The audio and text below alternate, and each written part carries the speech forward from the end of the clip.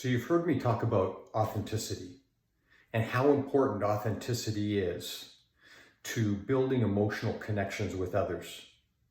75% of why people do what they do, or another way of saying it, 75% of what drives your behavior is built on authenticity and a sense of care.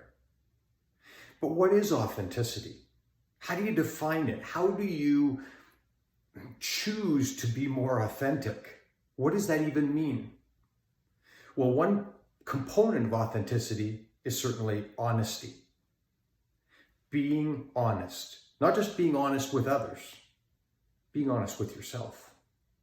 Because if you're not honest with yourself, you're basically putting on airs. You're trying to hide and you're not being authentic. So you got to be honest with yourself before you can be honest with others. Another really important component of authenticity is removing a thing called self-righteousness, a feeling that you are better than others, that you are superior, that you are always right. And because people feel that, whether you say it in those words or not, it's that you feel it.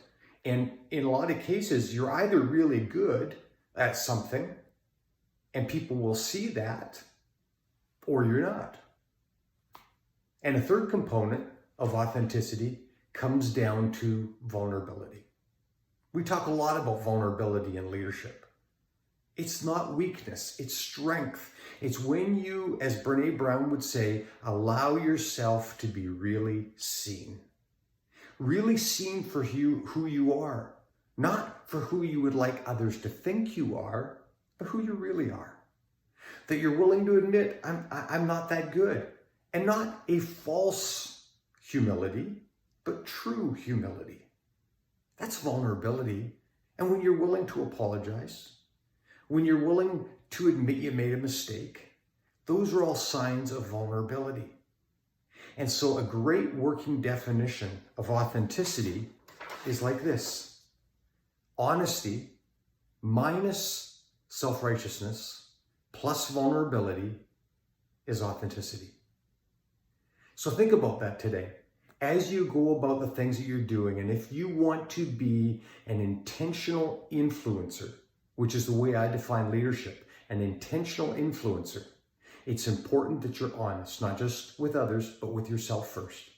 Number two, remove the self-righteousness. You don't need to put on anything. Your greatness, your abilities, your talent, your skills will stand for themselves. People will see it in time. You don't need to puff yourself up, and you don't need to shrink away. And number three, vulnerability. Just let yourself be seen the way you are.